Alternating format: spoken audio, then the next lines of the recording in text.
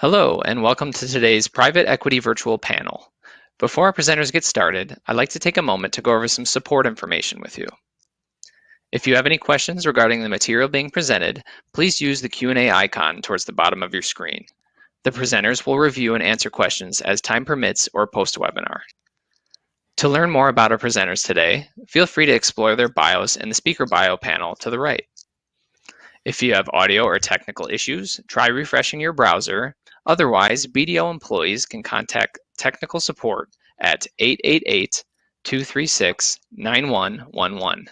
Alliance International and invited guests may contact support by calling 844-580-6963. And now, at this time, I'd like to turn the presentation over to Salman. Thank you, Sean. Good afternoon, everybody. My name is Salman Ali. I'm the director with BDO's private equity practice based here in Los Angeles. Thank you, everyone, for joining us today. We appreciate you being here. We understand that everyone is super busy dealing with a lot of different challenges, so we appreciate your presence today and engaging with us. We will be covering a broad variety of topics at a relatively high level just to fit into the time allowed today. But we would be happy to discuss further if there are any other matters that we can be helpful with in reference to any of the matters that we will be discussing today. So with that, I want to welcome and thank our moderator today, Brian Krob from Nixon Peabody. Brian, over to you.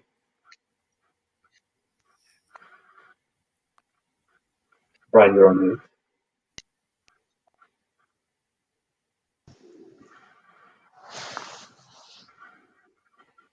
Opportunity to moderate this extraordinary group of people. Allow each person to introduce themselves. So I want to start with Adam Abramowitz. Adam, do you want to introduce yourself and give a little bit about your background? Sure. Thanks, Brian. Appreciate it. Good afternoon, everybody. My name is Adam Abramowitz. I am a co-founder and managing director with Intrepid Investment Bankers here in Los Angeles.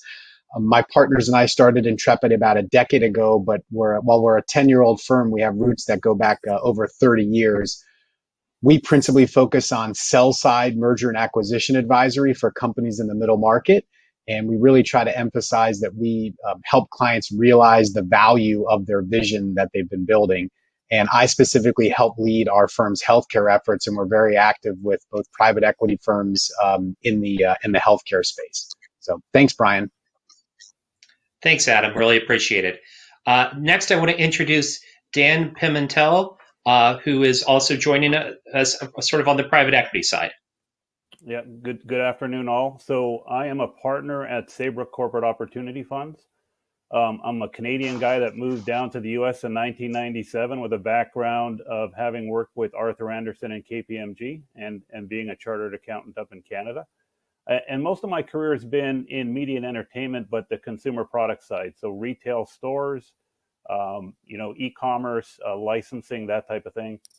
So ultimately, a little bit fish out of the water, ended up in private equity about 5 years ago to work with Saybrook. And most of our focus on investment in Saybrook is really supply chain. And so some of the questions you're going to hear from me really want to sort of tackle some of the issues that you've been hearing related to COVID. And some of the issues with being unable to track, protective equipment and things of that nature. So happy to be here, and thanks for inviting me. Thank you so much, Dan. We really appreciate it. Salman, you already gave your introduction, so we'll skip you over at the moment and ask Shahzad to give a little bit of his background, my partner. Hello, my name is Shahzad. Thank you, Brian. Hello, my name is Shahzad Malik. I am a tax partner at Nixon Peabody. I have been practicing tax law for 23 years. I know that's hard to believe because I look so youthful, but I assure you that's a camera trick. I too am a Canadian. Just picking up. We now have I think a half Canadian panel here. So Tim Hortons is the best. I work a lot on. I specialize in M&A transactions, and particularly private equity M&A transactions. A lot of the stuff I work on is mostly in the middle market, though I do some large cap transactions as well. My transactions tend to have an international component. Often there's either international investors or shareholders, so we often have to do some specialized structuring there. Last few years, I've actually done a lot of transactions in the healthcare space because that's, I guess, been a hot market with a lot of both investment physician practices and M&A going on right now. So that, in general, I'm a tax lawyer who does lots of private equity M&A transactions. Brian? Great. Hey, thank you very much, Shahzad. Dan, I really want to start the conversation with you because I think, frankly, people are wanting to hear what the challenges have been in the private equity owned businesses. So whether it was the beginning issues with COVID around, you had mentioned supply chain. So I was wondering if you could give a little bit of your experience about what your challenges were as we were rolling into COVID here, March, April, beginning of May, to sort of get that impression. Yeah, you got it. So, most of what we invest in is supply chain at Saybrook. We own a trucking company in the Port of LA. We own a warehousing operation that has 3 facilities in the Inland Empire and 2 in New York, New Jersey. And so, yeah, I mean, it's been a really unique year, especially from a supply chain perspective. In any normal year, when you come into January and you hit Chinese New Year, the containers in the Port of LA and Long Beach start to dry up, right? And so both of those ports combined represent 40% of the imports into the country. So they're massive, massive facilities, and they can now actually they have ships that can carry 9,000 containers in one shot, right? And so that all dried up on Chinese New Year, as would be typical. And then a couple of weeks later, it usually then floods back and you're back to a normal position. Well, that never happened this time, right? Those containers didn't start to flow back after the holiday. And so our businesses saw anywhere from 70 to 80% reduction in their revenue rates, right? Really hitting in, February, March, April timeframe. And so, as a private equity guy, you start looking at that and saying, okay, guys, you got to do a stress test on your business. This is unique in that it's external forces like a COVID virus that's influencing what's happening to you. But how long can you last on your current credit facilities and your current cash on hand? And if you take a worst case scenario that this runs through August, September, October, what levers are you going to need to pull in the business to try to mitigate a shortfall, right? So in the case of a warehouser, you're really looking at rent as one of your biggest lines and starting negotiations with the landlords to see if you can defer that rent. Now, we have a close relationship with the CBRE and JLLs of the world, and the most successful way to approach it seemingly was to say, okay, let's negotiate an extension to the lease term and give some concessions there in order to have a deferral of your rent, right?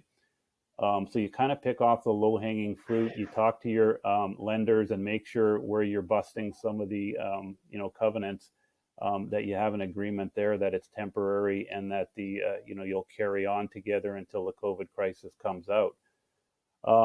So we did all of that, and of course, the last piece you ever want to touch is labor because they're the lifeblood of your business, right? But we did see, interestingly enough, we stress tested through August, and we did find that people started to come back in the May, June, July timeframe. Like I think the statistics on the Port of LA is they're down now year to date 10%, but they were in excess of 50 to 60% down a couple months ago. And so that's what we were hopeful for, and that's what we're seeing in the market. And so we were able to get them through the dip and the worst part of the business now to carry on and get back into a growth mode for the next holiday season. That's great, Adam. Thank you.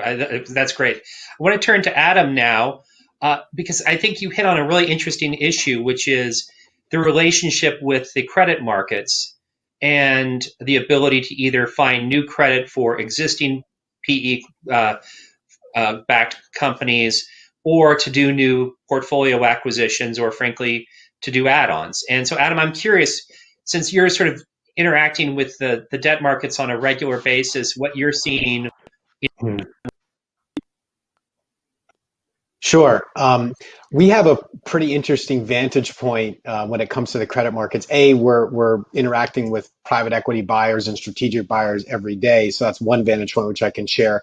But also, Intrepid is now a subsidiary of the fifth largest financial institution in the world, MUFG Bank, and they own Union Bank here in the Western United States. So we have very unique insight into the real time appetite of these financial institutions. And it seemed when the crisis first hit, private equity firms used a classic playbook of drawing down on their lines of credit and stockpiling cash, thinking that there may be a liquidity crunch. It's kind of the equivalent of us going to Costco and getting toilet paper, and that bought them a fair bit of time.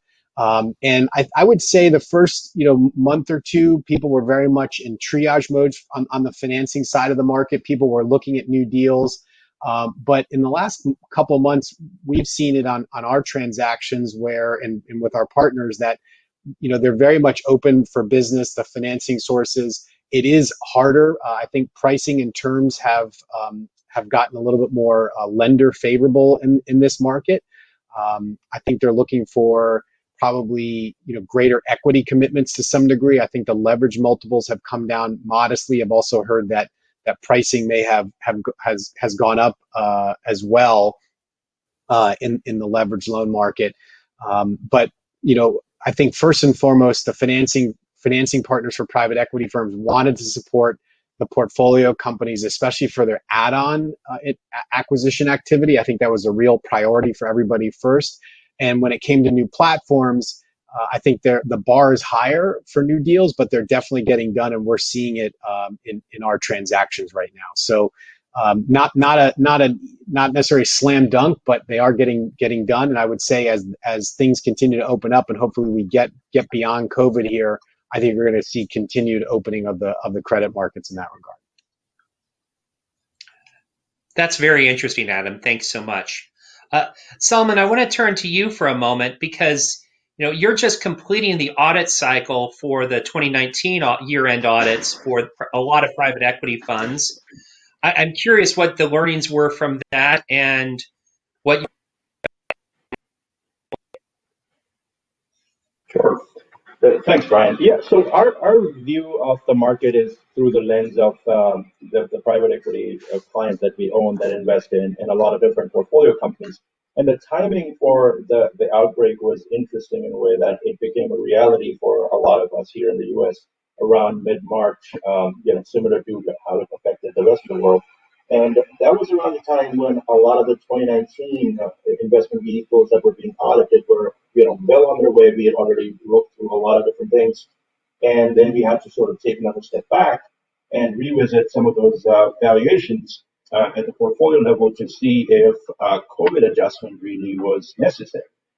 A lot of those valuations are affected by, DCF analysis. So a lot of projections needed to be revisited to see if there was really a need for an adjustment. I mean, the saving grace was that this was a post-balance sheet subsequent event, so it fell into the non-adjusting bucket, i.e.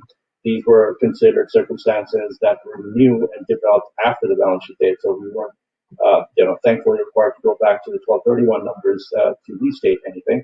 But the key was to include enough information in the financial statements for the users to, make them aware of, all the uncertainties that were developing around the investment portfolio, and also, sort of highlighting the fact that, we're just sort of going through this. These are uncertain times. We, the asset managers, while, they're, supremely talented folks and they have a lot of insight into the business because of the uncertainties, their ability to predict the eventual outcomes is fairly limited. So all of those need to be highlighted, but this would become a much more comprehensive discussion for 2020 year, and we'll talk about that when we get to that point. But that was our perspective for 2019. Hey, Salman, I have a follow-up question, and sorry to catch you off guard. Because things are almost shut down, did you have to think about any kind of going concern questions with the businesses shut down when you were issuing the audit, or did you just pause till things were opening back up? No, so the going concern, yes, that's a great question, Adam. So the going concern question needed to be revisited and answered, and additional analyses needed to be added, and additional discussions were had because in some cases the going concern question was answered pretty easily. For instance, if you were in an industry that was actually advantaged by these circumstances, there wasn't really any uncertainty added to it. But if you were, let's say, in brick and mortar retail, then we had to go through that additional analysis to find an answer to that. And in some, in a lot of the cases, because of additional financing coming through, that question was answered easily. In other cases, it required a little more work.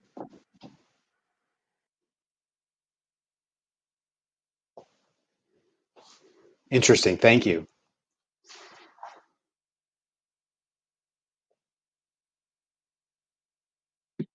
Actually, I have a question, Salman.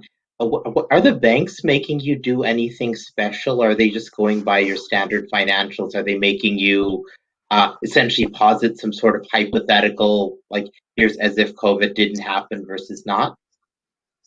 I haven't had to deal with any of those for any of the clients that I work with. So based on my personal experience, I haven't seen it yet. Uh, a lot of the PPP loan requirements and some of the others were based on self-certification that the SBA required. So I haven't seen Mm-hmm. anything that we have had to do, but there are some people who are working on those. So if there are any specific questions, I can definitely look into that. Okay, no, that's super helpful. I was just kind of anecdotally seeing. I have not personally been involved with one of those, but I've been hearing about it. So I was curious about your experience because you would deal with that much more firsthand than I would. Got it. So we got a question on the Q&A, which I want to encourage people to utilize. And this is one, it's sort of, I think it goes both to Adam and Dan. And I think to Adam, the question is, when you're representing a company that is up for sale and you have a bunch of bidders who are private equity firms, do you find that the PE fund, the underlying funds who have taken PPP loans are sort of pushing that issue forward as sort of a way of maximizing all the sources of liquidity that they could?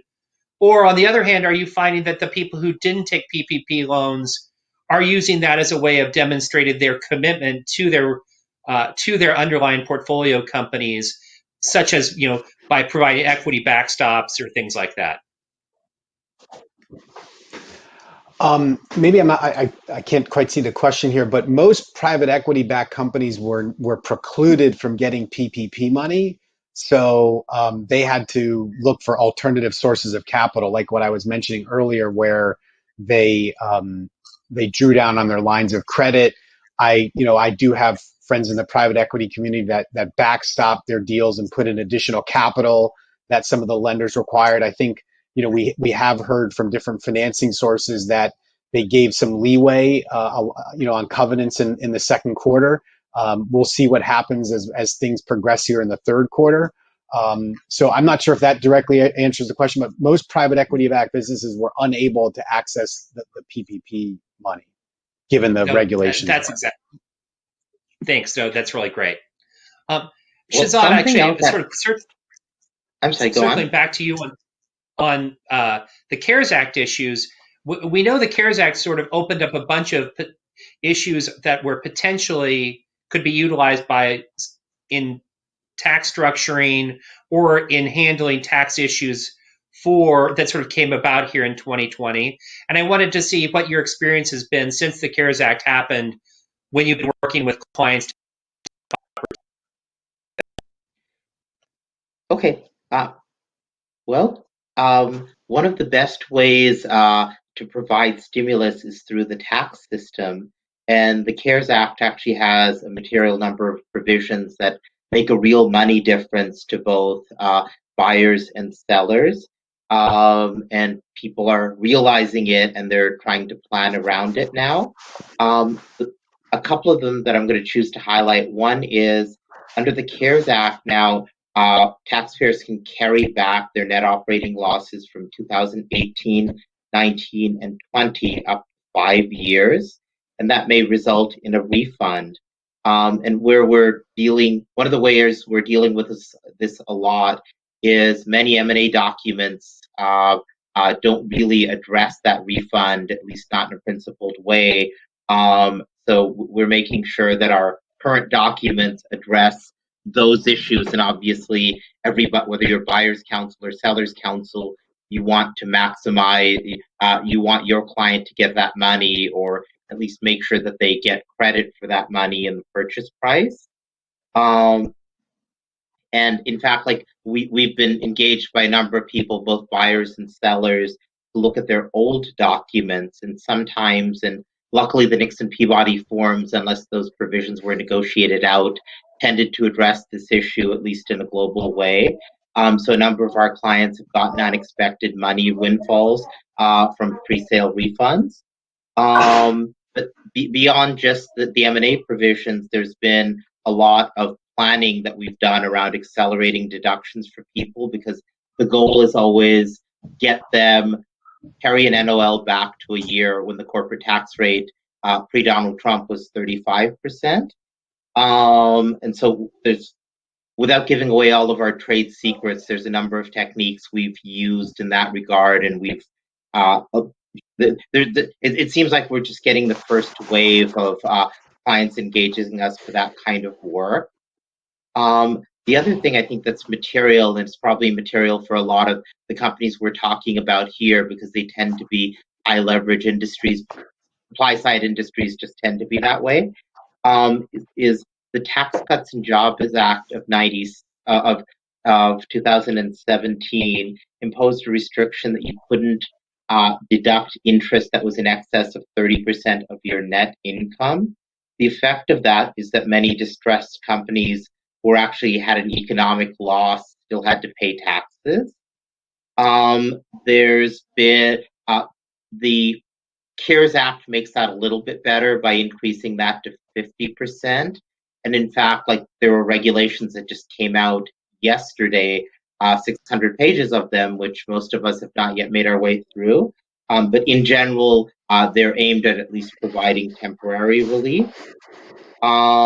Some of the other things I probably highlight are there's employee retention credits in form of tax credits, up to $10,000 per employee. And many people are not factoring that into their buy or sell decisions of their companies, but those are clearly things that need to go into your modeling.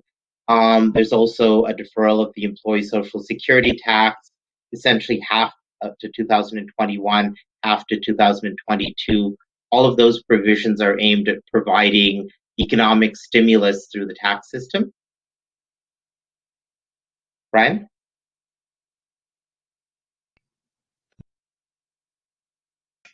I want to turn back to Dan for a minute. I'm really curious. One of the other areas where you have a lot of experience is in the retail sector.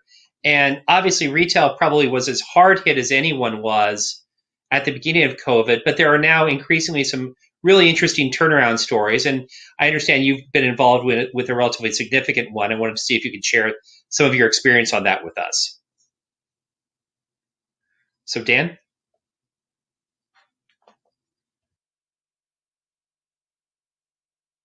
And we own actually a private label pie company that sells into the Sam Clubs and the Walmarts of the world. But, speaking more broadly, I mean, retail is in a revolution, right? You always hear about e-commerce growing at a much faster clip than the brick and mortar side of the business, and averaging about 16% of total transactions. And now at this point with COVID, they're pushing up and getting close to 30%. So think about that, and think about what that does to the supply chain, right? A traditional supply chain that wants to feed into a brick and mortar store and have the customer come to the product versus having to deliver it to home and doing same day delivery is a very, very different prospect. So we have one business that's called Warehouse Exchange that's a marketplace for buying and selling warehouse space, right? And so what we found there is we've put a lot of marketing in to try to see what kind of demand is out there for warehouse space. Traditionally, the big guys like Lucky Jeans or Brookstone, they would go to a 3PL, a third-party logistics provider, and they would do all of the fulfillment for them. Well, now you have a massive flood of e-commerce players who might only have 3 to 4 SKUs. They might be pushing product out of their garage or public storage, and they're now looking for warehouse space. So when we did our test, and these are the younger generation, so the place they look for warehouse space is they go to Google and say, I need a warehouse in Carson. And so as part of our testing, we got 22,000 responses from a very modest marketing effort on Google. And these are people that are saying, I need 3,000 square feet. I'm not credit worthy. I don't have an army of lawyers. I want a simple contract, and I want to be able to fulfill the goods on my own. They want to come into the warehouse and touch their own goods. And so if you carry that to a traditional 3PL, they'll be like, I have no desire to take that kind of business, right? It's too small for them. But I would say in the next 2 to 3 years, as a lot of the brick and mortar file, right, for bankruptcy, and the mix continues to shift into e-commerce, that whole dynamic is going to change, right? And so that's one of the major items going on in the market. With regards to the pie company that we had, when you rolled into COVID, it's kind of a similar story to our other companies. They did well up until Easter, and then all the orders dried up, right? Because all the grocery stores were looking to fulfill on the high velocity items and the in-demand necessities, right? Like toilet paper and paper towel and various other things. And so they completely stopped buying private label pies. Now, what we did find, though, and we thought it would happen, is that now that people are eating at home, certainly they would come back and say the grocery is the best place to get a treat if I'm going to be eating at home every night. And so we've seen year over year from that initial dip of 2 to 3 months, we're probably going to land the year 60% over on sales, for the full year basis. So it's an interesting recovery for different types of industries in the market. Wow, that's really something. Salman, I'm curious. You mentioned that 2019, you really weren't facing the real complexities that were going to arrive out of the COVID situation, but that 2020 was going to be a whole different issue for your private equity fund clients when they go through and do their valuations of their portfolio companies and so on. I'm curious what your experience is on that and what you think's coming. Yeah, so that's an interesting question, because for 2019 we were all aware that there is uncertainty, but no one had the ability to really tell where this was heading. There was a lot of different things happening. But then at the end of 2020, we would have an actual, COVID adjusted performance for the 3 quarters of 2020. So it happened in March, but the 3 quarters of, so we will have actual results to look at to see how the business has been affected. So when you look at the revenue projections from that point onwards for any kind of discounted cash flow analysis that supports your valuation, or it helps triangulate your valuation, you would want to see management's view of the long-term effects of COVID-19 on their business.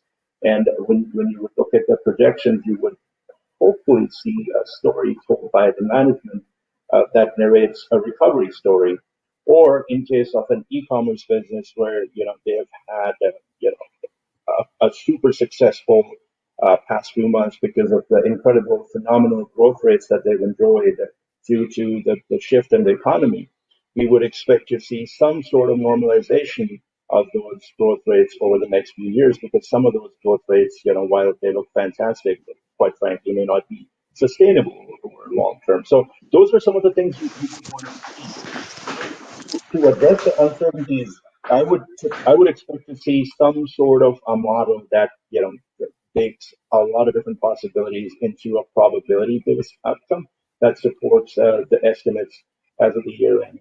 And then there are other factors that will come into play. One is the recovery story, like that Dan was referring to. That's obviously going to be different for each industry depending on how severely they were affected. And then how much access to liquidity the portfolio company has. That will also have an impact on the cost of capital. That will be a longer term impact on each of the funds, and how all of that is worked into the projections to get to a valuation as of 12/31/2020. So, like I said, because of the actual results and having a lot more information to process, I think the 2020 valuation conversations would need to be a lot more robust and a lot more detailed, and from my perspective, a lot more fun. No, sounds like it. Adam, I want to turn back to you for a minute. As you've been talking to potential companies looking to to go to the market and to see what the opportunity does look like, what are your discussions looking like? What are the issues that you're seeing with companies that are considering going to market, whether it's, why now or why wait, or what their transactions likely to look at? What are you seeing as the major things that are under discussion? Sure. Well, certainly this pandemic has been a curveball that nobody anticipated. So a lot of business owners had set plans in place for quite some time to seek a liquidity event or to bring on a private equity partner.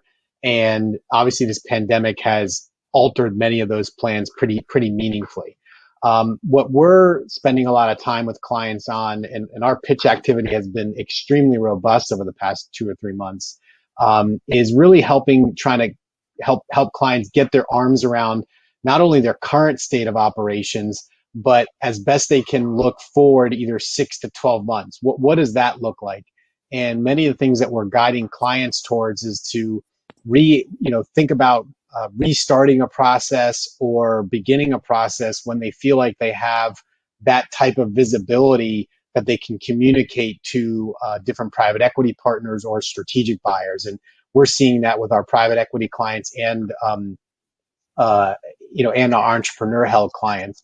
And I think in addition, trying to assess what type of impact the pandemic is going to have on the business operation.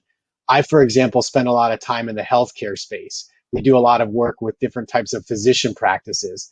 How is this going to impact their efficiency on a day-to-day basis? When you have to check in visiting patients in their car in the parking lot, you probably can't see as many patients coming through your door. You might have been able to see 150 patients a day. Now maybe you can see 100, 125. So what does that do to the EBITDA outlook of the business going forward? Or have you largely resumed activity back to normal levels? And is it back to business as usual? And so we're monitoring a lot of our clients, weekly and daily performance even to see when they get back to those pre-COVID levels. On the flip side, we're also working with companies that have been very positively benefited by COVID, whether they be e-commerce focused suppliers of durable medical equipment or consumable medical supplies. There's also some companies we've been talking with in the diagnostic space that address certain aspects of COVID that have been taking off, and so there's actually a very attractive window here. But I guess, Brian, the punchline is for companies that are thinking about a transaction sometimes in the next 12 to 18 months, we're telling them, let's start the process and get prepared, because we think a window will continue to open up here for transactions to happen on an attractive basis. And let's get prepared and be ready to jump through that window when it does happen. But we're busy on deals day in and day out right now. No, that's great. And that's really good news in terms of the prospect. I'm curious, actually. Go ahead, Shahzad. I'm sorry. I'm curious, Adam. What kind of different deal terms are you seeing in this marketplace nowadays? Like, a couple of things that I've kind of observed is that there's a lot more seller financing, a lot more earnout based compensation, and like something else we're kind of seeing is, of course, private equity companies in general, as you said earlier, can't get PPP loans, but a lot of the targets have had PPP loans, and I know we've had to deal with the issue of to pay them back, whether they have to be repaid or not. Just curious, kind of what are you seeing on that side when you're getting companies ready for sale? Sure. So with some real-time feedback, I can tell you in some of the deals that we've worked on recently in term sheets and letters of intent that we're seeing in purchase agreements, I think you're seeing generally for deals that want to close or have closed during the pandemic or want to close in the immediate future, I think you're seeing a little bit if a company's been impacted by COVID, you're seeing what we would generally term as structure. And like you said, Shahzad, that can take the form of an earnout, where if the business owner feels like his or her business is going to do well, then the private equity firm or the strategic buyer will say, okay, prove it to me, right? I always say earnouts are the ultimate truth serum. So we're seeing earnouts. I think we're also seeing some type of seller financing. And some of my clients actually welcome that, because in this pretty low interest rate environment, where if they can get a piece of paper that has modestly higher interest rates than you can get maybe in other forms of current yielding instruments, that's pretty attractive. And you know better than I can, I think there's some tax advantages to the deferral on the sale there. So, some of my clients have been more open to taking that seller paper, which used to be a very, very dirty word, but in this environment, there's more receptivity, I think, given the interest rates. And the last thing is we're seeing deals get done with stock. And some of our clients recognize that maybe today isn't necessarily the ideal time to transact, but if they either roll over a greater percentage of their existing equity into a private equity newco, or some of my clients are considering taking publicly traded stock, which could have a tax deferral element. Again, you experts on that, but then they can realize the upside as the business and the new partnership returns back to normalcy and continues to grow coming out of COVID. You're absolutely right. I mean, everything you said is kind of consistent with what we're seeing as well. I mean, the tax-free reorg is making a resurgence. For the longest time, everybody just wanted cash. Now, yes, you're seeing not only the standard tax-free take some stock in a public company, but more exotic structures, just because, one, I think people don't have the cash, and two, obviously, the long-term tax advantages. Sure. On the other hand, I do have some clients that are nervous about what the tax environment looks like coming out of this. Certainly, Uncle Sam has increased the national debt quite a bit in the last 4 months, and I don't think taxes are going down, and many of my clients agree. And so some folks are trying to see if they can transact this year and potentially lock in a transaction at these lower rates. But everyone's got their own different perspectives. They do, and it That's right. also depends on kind of what you think happens in the election. Back to you, Brian. Yeah, thanks, Shahzad. Actually, I do want to come right back to you, because the discussion about just how significant and large the CARES Act is sort of something that a lot of people have talked about. But now that we're starting to get into another round of stimulus negotiations, we had yesterday the release of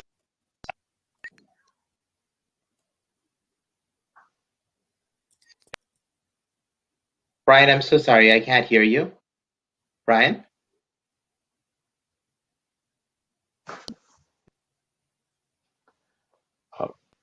I'm sorry, can others hear Brian? No. I cannot hear Brian. Brian, Let me give him a quick we have a reconnect here. issue. Sorry about that. Sorry about that, guys. His internet might have cut out for a second. I'm back. Yeah, Can you hear me now? back. We can hear you now. Just like the Sprint commercial. About your analysis of the Republican Senate plan released yesterday from a tax perspective. Well, given that it was just introduced, I would say it's probably a little bit of an overstatement to say that we yet have an analysis, and I think it's going to change because there's going to be a lot more negotiation with the Democrats. But just highlight kind of some high level things. There's a reduction in the unemployment benefits. The Republicans have strongly felt that people should not have their full income replaced. And the goal, it's kind of a complicated formula how they set it up, but the goal is that people should effectively have about 70% of their income replaced. That's kind of what they're doing. There is another round of stimulus checks. There's something that I think will make our private equity clients happy, and that's there's a 5-year shield on coronavirus liability for lawsuits. I haven't studied the language very carefully, but it seems very broad brush. There are going to be more PPP loans. Unfortunately, our private equity industry still can't get them because of the onerous affiliate rules. So my private equity clients are focused. There's been a lot of lobbying efforts to change some of those rules so that private equity and venture-backed companies are actually eligible for it. There's a pretty dramatic provision that I think is still being studied by many, and that's the so-called Trust Act, which was introduced by Mitt Romney, and it's about essentially very broad language to make Social Security more solvent, which may be a code word for potential cuts. The thing that there's not is payroll tax cuts that the president has promised. And the last I heard from President Trump, he said that he would veto anything that didn't have a payroll tax cut. I don't know if that's still true or not, but stay tuned. And I guess a provision that's somewhat close to all of our hearts is there's an increase in the meals and entertainment deduction to 100%. So now we can deduct the whole cost of taking our clients out to lunch. That's big picture. It's many hundreds of pages of legislation, but that's probably the big picture version, and we're continuing to follow it and continuing to follow its legislative progress. Thanks, Shahzad. I really appreciate that. Dan, I'm curious from where you're sitting, in terms of the relationship that your portfolio companies are having with their lenders. I mean, you had mentioned that you guys they were one of the early calls that you had. How are things looking now as we're heading, we're a month into Q3, and frankly, at least the impression that we've heard from some of the finance folks is that the lenders are sort of taking a harder look at Q3 results. What are you seeing as you're having conversations with your lenders? Yeah, as we talked about all the levers we could pull, one of the levers that they liked also was to be able to pull some dry powder in from our LPs, right, our limited partners. And so we did have to do that in one of our funds and really hold it there in reserve. And I can imagine people like CalPERS and various other pension funds and family offices probably got a tenfold increase in the number of capital calls that were going on around the country. And obviously they were probably scrambling a little bit and putting more scrutiny against, why you're asking for the funds. But we found the lenders to be very flexible. I mean, especially the pie company. In that respect, they really went along with our plan. We had a vision as to how we were going to bring the business back. And they were, very open to allowing, not only to allow, some of the covenants to be breached, but also to look for opportunities with us to expand some of the borrowing base, right? So the pie company, you have a lot of inventory. Not a lot of the inventory is finished goods. A lot of it is raw materials. And typically, lenders are a little bit less inclined to want to lend against raw materials or a commodity, if you will. But they certainly were open to the conversation. We were able to open up some pockets of additional funding to get us through the crunch. So all in all, a pretty good experience with the lending community. That's great. No, I'm thrilled to hear that.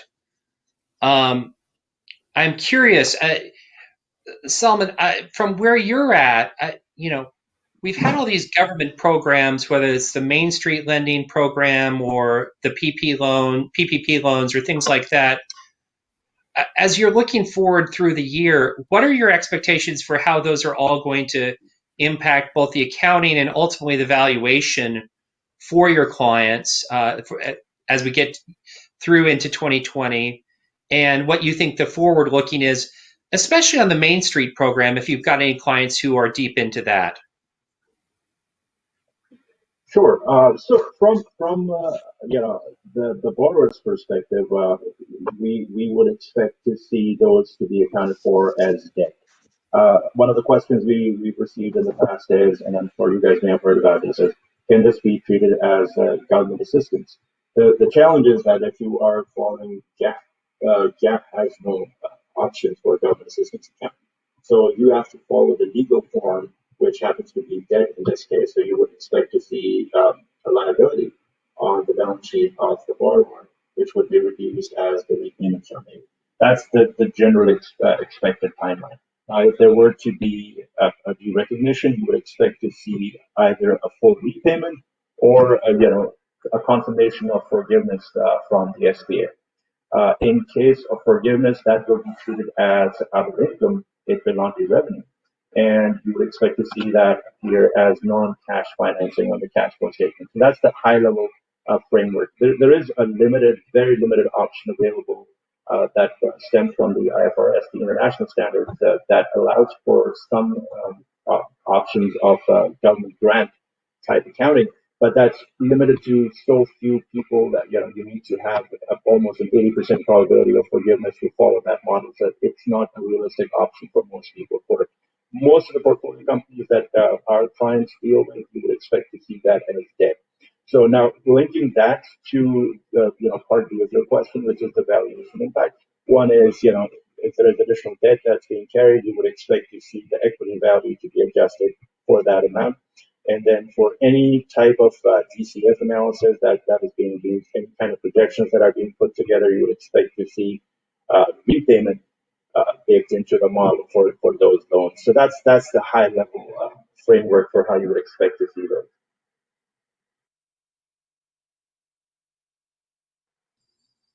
Very good. Thank you so much.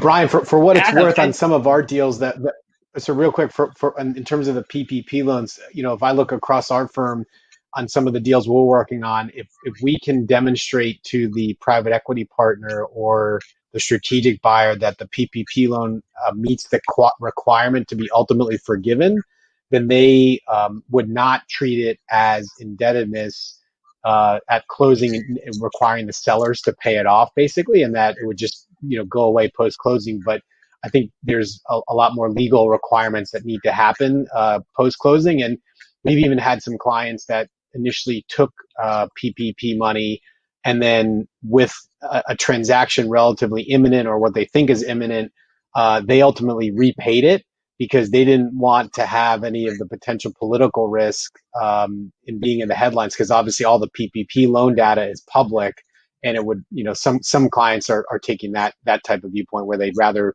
play it safe than sorry. Yeah, we've definitely seen that on transactions that we work on, where if a company is about to go into a transaction, they often, especially early on, where it became pretty obvious that they were not going to be liquidity constrained, they were prepaying their PPP loans very quickly after they drew them down at the beginning of a process. I am actually curious, in terms of conditionality on transactions, for the deals that you have, are you finding that the negotiation of the material adverse change issue has gotten a lot tougher? Because one of the things we and our partners at Nixon are facing and talking about a lot is the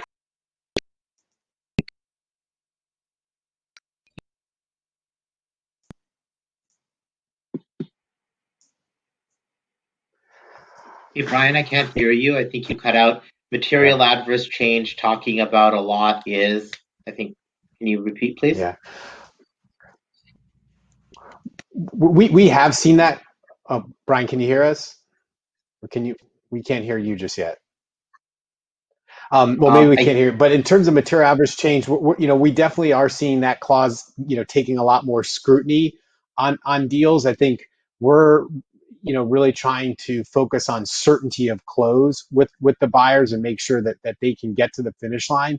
And we're in this environment whenever possible, trying to do simultaneous sign and closings where something like that really doesn't come into play, but you have to have the right situation for that to make sense. But it's definitely a provision that we're seeing a lot more back and forth. But then again, people all know what they're stepping into right now. Maybe things get worse, but I don't think anybody right now can say they weren't aware of COVID-19. No, that's totally correct, and certainly the conversation on that has shifted quite a bit. So, Salman, what are the sort of, as you're looking forward, what do you think the key learnings Brian, I can't hear you, Brian.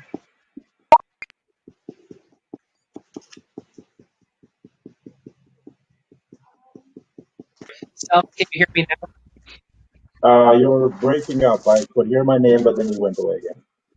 Okay, so I just wanted to know what you think the key learnings are that you want to make sure your private equity clients are aware of as we're heading into the end of 2020 from where you sit. What are the things they should be focused on and to sort of help make the valuation process for 20? And again, it's going to be painful in all cases, but as painless as possible.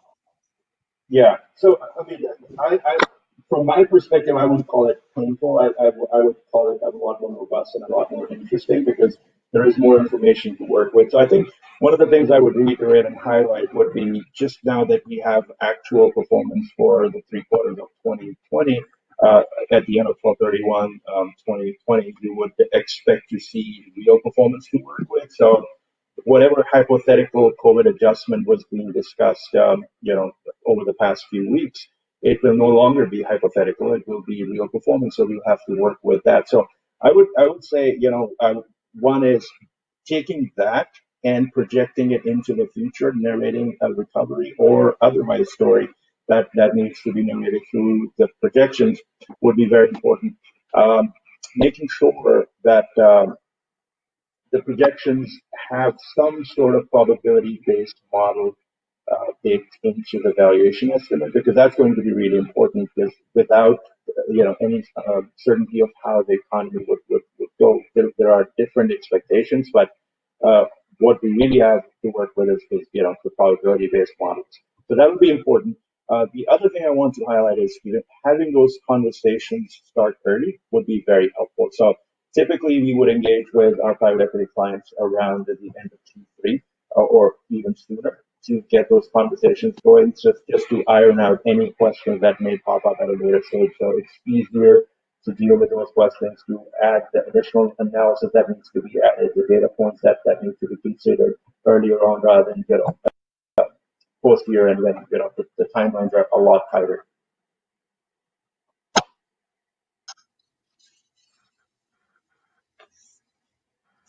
Thank you very much, Salman. I really appreciate that.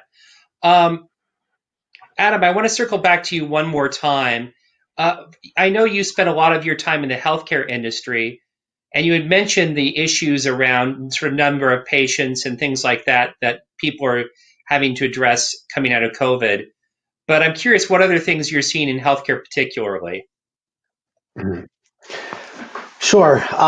We spend a lot of time with site-based healthcare or retail-based healthcare, and many of these companies, whether they're in the urgent care space or multi-location businesses like companies that help children with autism, or even your traditional specialty practices like a dermatologist or ophthalmologist.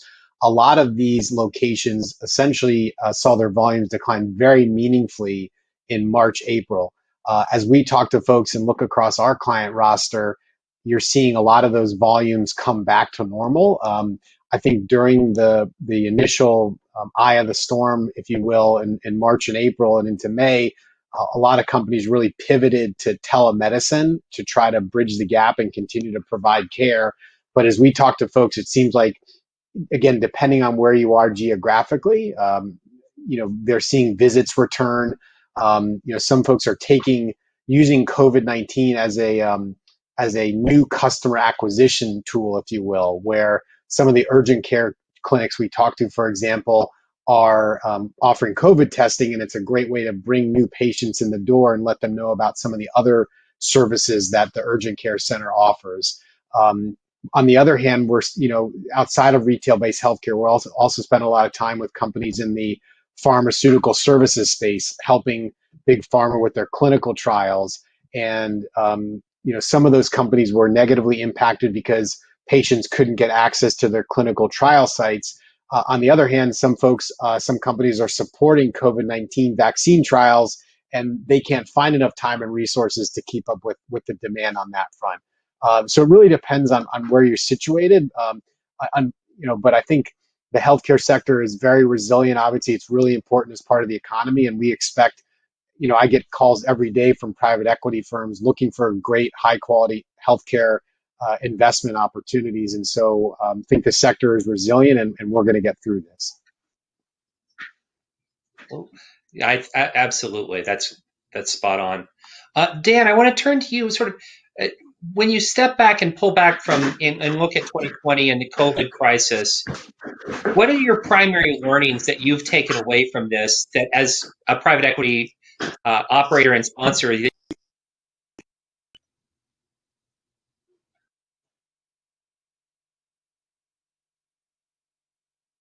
right?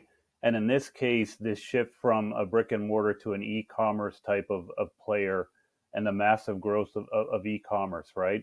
And again, given we specialize in supply chain, where we noticed a great opportunity, and you wouldn't believe the stories if you heard them, but a bill of lading was introduced in like the 13th century, and it's still the main document for tracking goods as it moves from factory to ocean carrier to trucking company and on to the consumer, right? And so supply chain technology to us is going to be massive, right?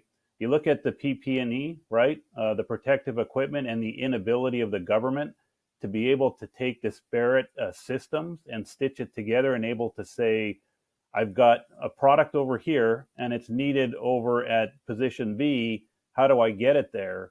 The government struggled with that mightily over the last couple of months, trying to develop their own proprietary system because the capability hasn't yet been created in the market, right?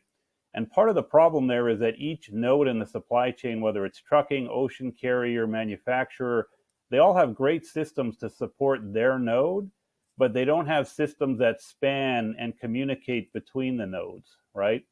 And so as we think about what our next fund is, we think that ability to have that communication is going to be very, very important, especially with last mile delivery and consumer expectations.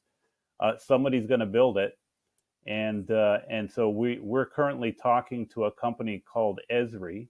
It's probably a company that no one's ever heard of, but the biggest company no one's ever heard of. They were originally in Redlands, and their whole life they built a campus up there.